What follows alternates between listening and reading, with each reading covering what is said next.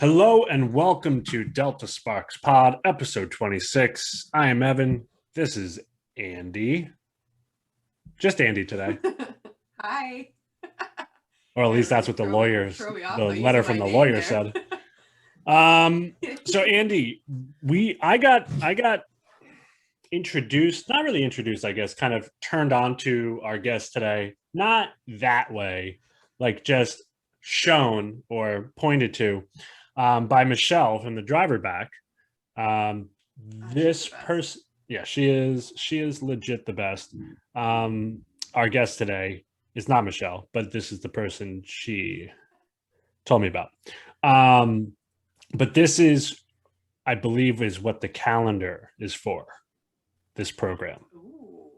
Yes. Love it. Very cool. I can't wait to hear more about it. Yes. So, a little bit of background about our guest today. Our guest hails from Philadelphia, Pennsylvania. That is the land of cheesesteaks, the Liberty Bell, and Ben Franklin's STD test results. Our guest today is a former high school teacher, currently teaches the first building trades program. That's interesting. It's teaching the first building trades program for middle school students in the Philadelphia school district. Fun facts. All the new tools he purchases, he hides from his wife in the classroom. Smart. I just tell her that they're given to me. Or that I got to really... investing in our future. I also say that. And then Em's like, you can build me a desk. And I'm like, great, I can buy more tools. Loophole. Yep. Other fun fact, among many, our guest today is addicted to DGI products. I don't know if you know what DGI is. They make like these kick butt. We're trying to be profanative free this episode. Some really awesome drones and cameras, cool. like updated like GoPros and stuff. Also really enjoys watching his daughters play basketball, as do I. So our guests today, you can find them on the interweb at supportthetrades.co and on Instagram at Mr. Jarrett, that's 2 R's and 2 T's _ construction tech. Please welcome to Delta Sparks Pod, Mr. Jarrett. Boom. Whoop. Made you look. There we go. How y'all doing? Good. Thank you for coming on the pod. Thank you for having me. Who's your sidekick? This is my sidekick, Cash, right here. My sidekick, Cash. Hi, Cash. Your teacher's aide. Yeah. He seems really excited to be on the podcast. Yeah, he wanted to show off his Carhartt hat. I like that. I like that. So, Mr. Jarrett. Yes. So many things we can talk about. I think the first thing is, how did you get into the trades? Because you're a teacher. Mm-hmm. So how did you get into the trades, or how did the trades kind of come into play with teaching? All right. Well, my grandfather, he had a general contracting business, and it was always like the next thing you're supposed to do is go work for him for the summer. Unfortunately, one year I liked 4th grade a little bit too much. I had to repeat it and do it again. So I wasn't able to work with him that summer. I was on punishment. It didn't happen. And the following year, my grandfather passed. So I wasn't able to work with him. After that, I never really got into the trades. Like, I used to do little small projects with my dad, hammering or whatever. He let me hammer some nails. I got into the trades. I originally went to school to be a teacher, Cheney University. And what happened was, I was at Cheney, and during my spring and summer breaks, I would work with a contractor up in Chestnut Hill, which is in Philly, Crescent Valley Construction. I was working with him. 1 year gave me a raise. I didn't go back, and that'll happen. Yeah, then my parents thought I was up at school. I wasn't at school. I was working me a truck, and I was out there. I really, hindsight, I would probably do the same thing again. I love what I do. I don't feel like I worked a day in my life. And it seems like it came full circle because now I'm teaching. Yeah, that's it. That's it. Love it. So did you have to go back and finish teacher's college then? Well, what happens is now in Pennsylvania, now what's happening now, being as though that I had the years in the field, I can actually go into the classroom. My first year, I had to apply for emergency certification, and then I had to sign up for a temple program where it allows me to earn the credits for my CTE, which is career, to go back and teach. Wow. So I can actually, I'm going to school while I'm teaching. That's really cool. Yeah, I mean, what a great way to, that's like an apprenticeship. It's the best way to learn, right? Yeah, pretty much. Yeah. I mean, you're working and you're going to school for what you're doing, in a sense. Yeah, that's awesome. I mean, yeah, I remember when I started working in the trades, and it was like, wow, I can actually make good money doing this. Like, like buy stuff, and things just kind of. You go from I maybe I'll do this or maybe I'll do this to this is what I'm doing and it's happening. Now I've made this lifestyle that I need to afford. So are you originally are you like the Fresh Prince, West Philadelphia, born and raised? No, I'm actually Mount Airy, Philadelphia. I live in Mount Airy, born and raised. Love it. Playground. Basketball most of your days. Sorry, I couldn't help myself. I have to ask one question. This is totally on anything we're going to talk about related. You're not an Eagles fan, are you? I'm a Raiders fan. Okay. I like that. I like that. Raiders fan. Because if you were an Eagles fan, I'd hang this up right now. I'm a Raiders fan, man. Black and silver. Andy doesn't understand what we're talking about. She goes, pretty sure it's are we talking about hockey? What no, sport we're not. Are we talking here? Yeah. Not my thing. So at what point working in the trades? Now, did you have a specific trade like me and Andy? Well, yeah, I worked as when I first started off, I worked as a carpenter's helper. I did that, I think 4 years. I did that. Then my next job, I went to a fire restoration company. I was there. We did I learned a lot on that job. I bet. I did that. How to start fires. Yeah. That was a good job. I've worked for a lot of contractors, and it's just like as far as me, I love masonry. That's my best trade, my best bricklaying. I love it. Really? Yeah, I love that. I've never done it before, so I'm sure my wife one day will want something made out of brick, and like, okay. Yeah, I do all the trades. I do all the trades, plumbing, electrical, masonry. I do it all, but I love masonry. I've placed a couple blocks while I was chasing brickies working in electrical, but that's about, I'm like, these are heavy. I think I'll stick to electrical. Yeah. No, thank you. Knock the holes in the walls. Yeah.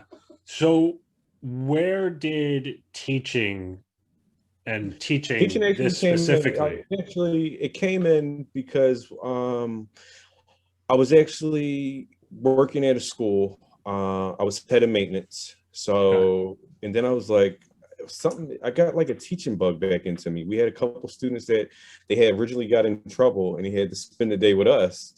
And like, it was just like, and I think at the time there was like a little student that went around kicking holes in the wall. So I was showing the kids how to patch the holes and everything. And I don't know. I think something jumped in me. It was like, man, you should really start teaching again. And so what happened was I started teaching at Orleans Tech. That's a school for adults here in Philly. Well, high school graduates, adults. I was teaching there at night, and that's they must have sprinkled some fairy dust on me because I fell back in love with it, man. I was like, okay, this is what I want to do now. Forget everything else. I want to go back to school teaching. And so I applied for this high school that I was working at, my last job, and I got the position, and I took off from there. And the best thing about that was I was getting the students ready for a career. The kids that wanted to be in my program, this is what they wanted to do with their lives. And my thing was, even though I teach building trades, if I had a student that wanted to do electric, let me say, I had this one young lady, I still say to this day, she was the best that I've ever taught. Best. Like she could do it all. Like, and like Wow. she, during Christmas break, she went and bought some tools, and she was serious about it, and like she's still pursuing it, and I was proud of her. And like I got kids doing masonry, I got kids in Thaddeus Stevens, I got them doing all. I just wanted to like give back to help these kids out in their careers. Now, So I have a question for you. go ahead. So when I went to university before I joined the trades, and one of the programs that I applied for and didn't get in was for teachers college up in Canada. And so I think like I also have that passion as well. I think long term I will probably enter the teaching field. Definitely. Is there any advice from somebody going from the trades to look into that kind of stuff? I would definitely say in the field is the best experience, because in the classroom is more like a perfect setting, and you forget the book. You learn everything that you need to learn in the field. That's the best way I would say go. I would say definitely get some years in. I would say do it at least 5 to 10 and then pursue it. I love it. I love it. I love it. Yeah, I can imagine. Yeah. You can tell you love it. Yeah, really. You really can. Through, so. I mean, I just know how it is having an apprentice on the job, you know, working with me and like teaching them things. And like, you know, when you get that, get your coffee order right. that's sometimes the hardest thing to teach them, because you can't hit them anymore. No, I'm kidding. You still can. No, but when you get an apprentice or you get somebody who's young, or not even young, like a second career, who's hungry to learn, really is like devouring everything you're saying, and like you can see not all of it sticking, because not all of it still sticks with me, but they're catching pieces and things are starting to click. That's probably the best feeling I have in the trades, and then to see them take that and put it into practice. Exactly. Oh, yeah. Like I think what you learn, right?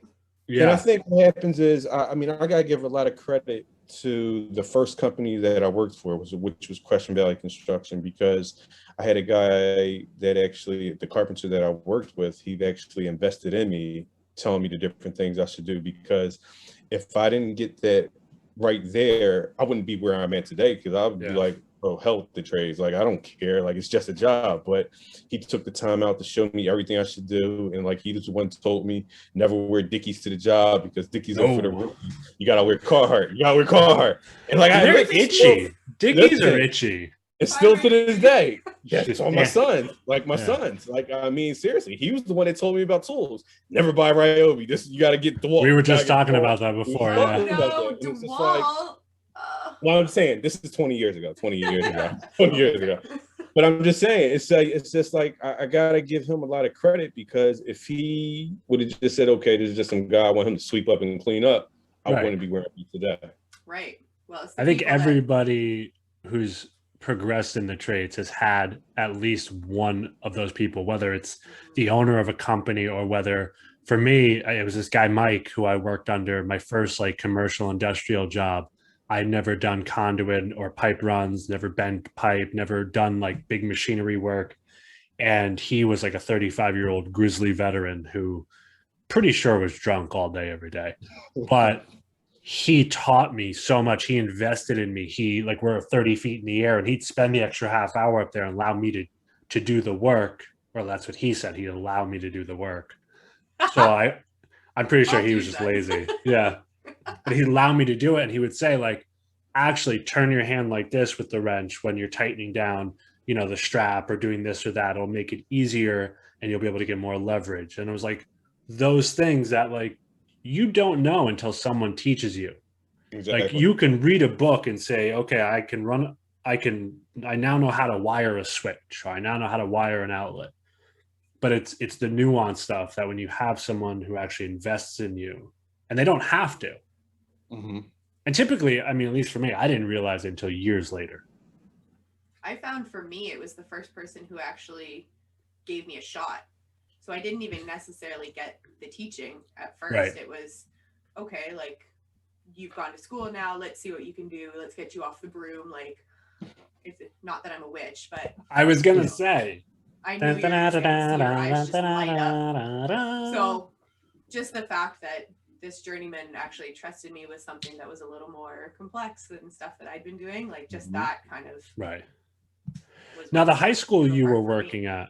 Sorry, Andy. I thought you were done. You took a pause to breathe. Yeah, I'm trying to jump in on yours too, but you don't really breathe much, so I don't know. No. The high school you're working at, was that like a regular high school or was that like a technical high school?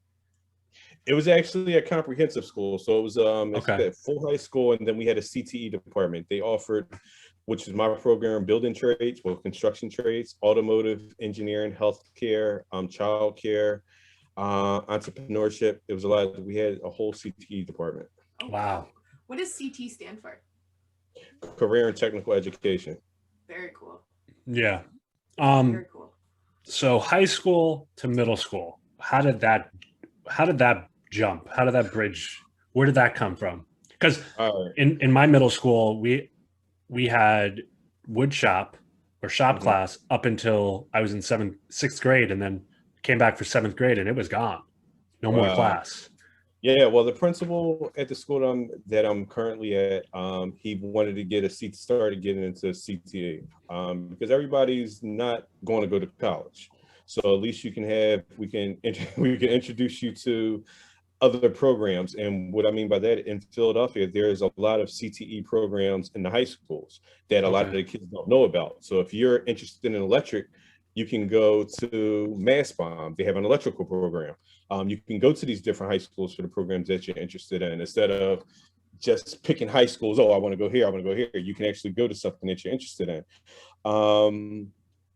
So I'm started teaching here middle school. My first day teaching middle school was during COVID, and I wanted to cry because the first day I logged on and I'm looking at fifth graders with teddy bears laying down in the bed, and I'm like, oh my goodness, what have I done? But yeah, Andy, you were there. Yeah. Look to your left, Andy. Right now. I know. To your left. It was like I didn't know. I was like, wow, what did I do? But after the first week, I still, to this day, that was my best class. We accomplished so much virtually, like 16 was in there, how to wire a single pole light switch. And like, I had the diagram, like my bedroom pretty much turned into the shop because I had diagrams. They had to actually draw it, send it to me. It's just, I felt bad for that fifth grade class because they never got into the shop to use tools. I didn't get students last year until the last 3 weeks of school. Wow. You know what, though? As somebody who has done online schooling for a trade-specific program, I have the most respect and admiration for you, like, especially with fifth graders. Like, I'm not very mature, and I do have that attention that wanders, but wow, like, I can't imagine. Black screens, like black screens. You feel like I felt like I was a late night DJ just talking to myself playing R&B music because some of the screens weren't on. I'm like, hello, you still there? Yeah. I just honestly, I just had to kick it in. I had to call parents, make sure they logged in. I was that annoying teacher. That's awesome. But you have to be. I mean, that's so. I've talked about on here, and Andy knows my wife Em pretty well at this point. My wife is a therapist, and at the beginning of COVID, when she was working remotely, let me get on the card. Things don't work out this school year. Yeah, trust me. That's why I married her. Don't need to pay for it. But she was working for at a program, and she was running groups virtually using telehealth, same type of platforms. And she's dealing with middle schoolers, and she's getting a lot of black screens and this, that, and the other thing. And she talked about how difficult it was. And a couple of our friends are teachers, and we've talked to them about how difficult it was. But I think on the flip side, it also teaches them how to engage better, because you don't have them in the four walls saying, be quiet and listen. You're actually having to engage them. You're having to draw them in. Honestly, I think this whole thing has made me a better teacher because I didn't have the shop to keep the students engaged. Right. So I had to go to something else changing my lessons up to make it more interesting for the kids while they were at home. And well, even your teaching style had to change up, right? Exactly. Yeah. So it's been great. It's been great. I do have to say that the teachers that show that passion and show the interest in trying to keep kids engaged and trying to, like you said, calling parents, like those are the teachers that you remember, the ones that cared and like made. I was popping up at houses. Yeah, I remember that teacher. Called my parents, told them what I was up to. That went over real well. I remember him. And then you bought an RV. Yes. So from my understanding, from the little bit I've seen on Instagram, and Michelle talked to me a lot about it. So you're creating, or you've created, and now you're implementing a mobile trade program for young people. Yes. Right? What happened was last year I caught COVID. I was in the hospital for 9 days. Wow. And I really thought I was about to die, to tell you the truth. And I just felt like I didn't do enough. If anything was happening, I felt like I didn't do enough. So the first thing that I did as soon as I got out the hospital was I purchased this RV. We gutted the RV completely. And I got to thank my children actually for that, because I didn't have access to kids because we're not in school. Yeah. So they were the test subjects. Yes, they were. They gutted the RV. And what we're going to offer free shop classes for students or children from Reading all the way down to Philadelphia. Wow. That's what we're going to do. I just wanted to do more for these. I just want to do more for the youth, because I don't think enough is being done. I mean, you get a lot of people complaining, but I don't think enough is being done. Yeah, there's a lot of talk and not a lot of action out there. Exactly. So it's just, I mean, that's something that is near to me. So what happens is in the RV, you'll be able to work on your OSHA 10. I want the students, when they come in, to work on your OSHA 10. I'm going to have all the tools in there. That's something that I'm working on now. I reached out to a couple big tool companies. I'm not going to say any names, but if you look at the RV, you can see who I reached out to. Oh, I know you reached out to. But it's just, I just want to do something for the kids. And like I said, eventually I'm going to get there. I wanted to do it this year, but by the price of wood skyrocketing and I'm doing all out of my pocket, it's going to look like next summer, but it's definitely going to get done. I mean, you could shout out the company. I mean, it's a good brand. They can say, the company can see what color the RV is. It's navy blue and red. There's not too many tools that color. I think it's really awesome that you're doing this. I didn't know that the trades were an option all through high school, right? Like, I grew up in the suburbia where you went to college and that's what you did. And if you didn't, like, there was something wrong or there's something off. Granted, there was a lot off and wrong with me at the time, but like, the trades are almost a salvation for me, because when I literally fell into it, like I've talked about, I'm in recovery. I walked into an AA meeting one day and I was doing telemarketing at 18 and hated it. And someone's like, you want to come hold a flashlight for $10 an hour tomorrow afternoon? And that literally is what was that launch pad for me into the trades, to where I found something that I liked, that kept my attention, despite how much Andy and my wife say I have ADD. It allowed me to grow, not just my skill set, but as a person. I don't know if I'd be the man that I am today if I hadn't had the opportunities that the trades provided, like owning a home, having a car, like doing this, like being able to connect with people. I don't know where I would be. So I think it's awesome that you're not just making it known, but you're really creating a starting point, a platform for young kids to know that the trades is actually not an option. It's not a second option. It can be your first option. You know? So with that, I think it's time for just a tip.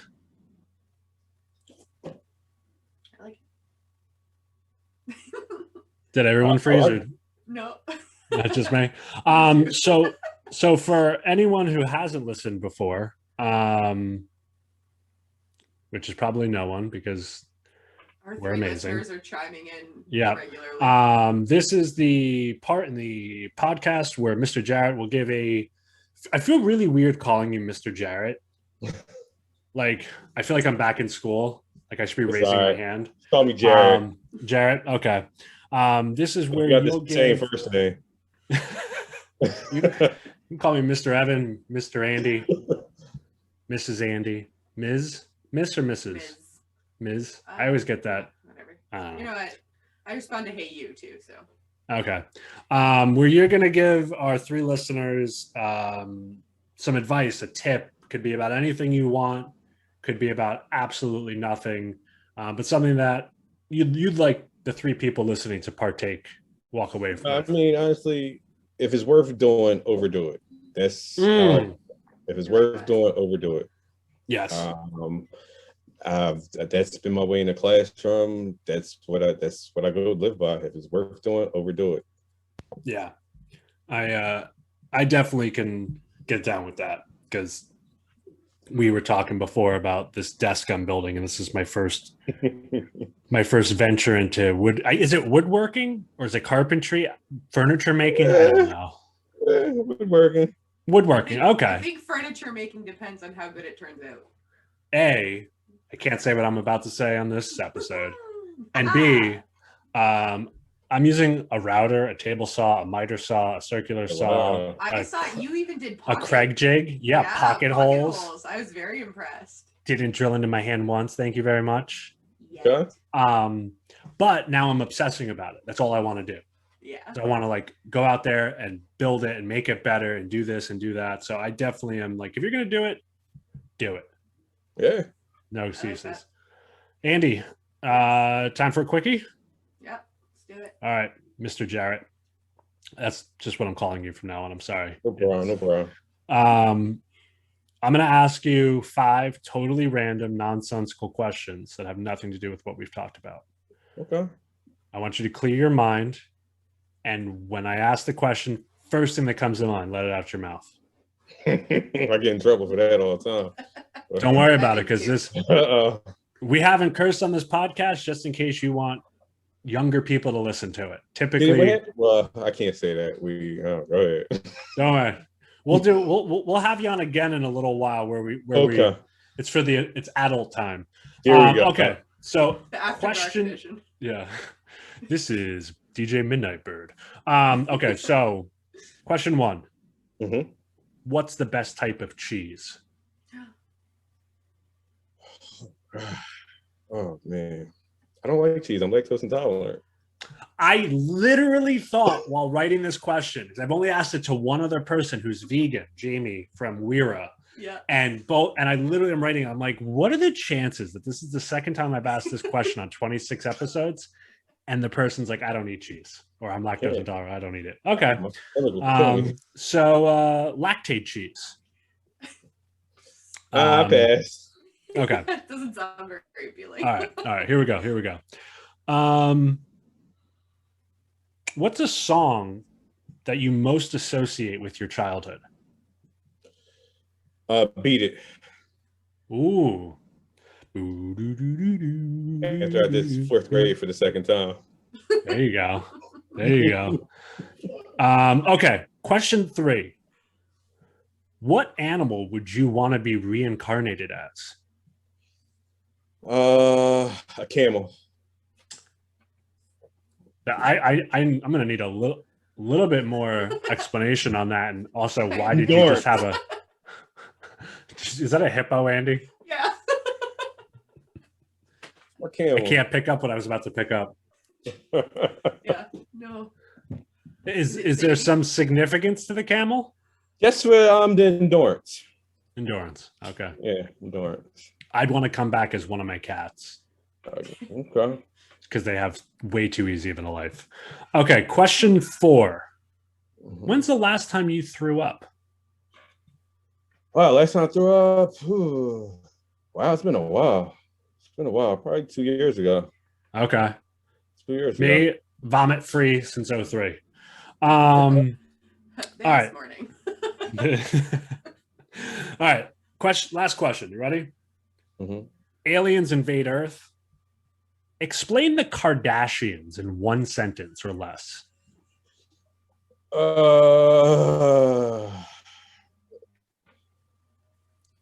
Don't pull it out, they will get pregnant.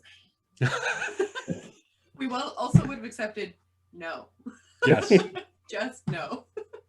All right. Well, thank you so much for spending the time with us here on Delta Sparks Pod. Please, everyone, go check out on social media, on Instagram, Mr. Jarrett, 2 R's, 2 T's. We'll also put this in the the bio section, Mr. Jarrett _construction tech, and at supportthetrades.co, correct? Yes, sir. And also the stickers. If anyone has stickers, right? Because a lot of us have stickers. The kids love them. We're gonna set it up so that way you guys can contact Mr. Jarrett. If you have extra stickers or you have stickers from other companies, send them over to Mr. Jarrett so he can put them up for all of his students who apparently go bananas for the stickers. I gave Michelle a crap ton of Delta Sparks Pod stickers to give to them. And I definitely want to have you back on, the next few months to see how the RV program's going. Well, I won't have my flamingo shirt on because summer's almost over. I usually do Hawaiian shirts for the whole summer in the last week of school, so I'll be in a golf shirt. That's fine. Summer's winding down. Yeah, and I'd love to come check it out because I'm not too far from you. I'm only 3 hours. Not too far at all. Andy is about a little further. Andy, you like 3 days? Yeah, about 3 days. The way Andy has no sense of geography, especially American geography. Wow. Anything else you'd like to throw out there before we wrap up? I just want to say thank you for having me on. It's been a pleasure. Like I said, main thing is I just wish more trades people take the time out to mentor younger people coming along, just to create that spark in them. Because you never know what little gesture may turn into something big. Absolutely. Well, thank you for fighting the good fight, and keep it up, and we will definitely be checking in with you again soon. All right, thank you so much. Bye, Cash. Bye.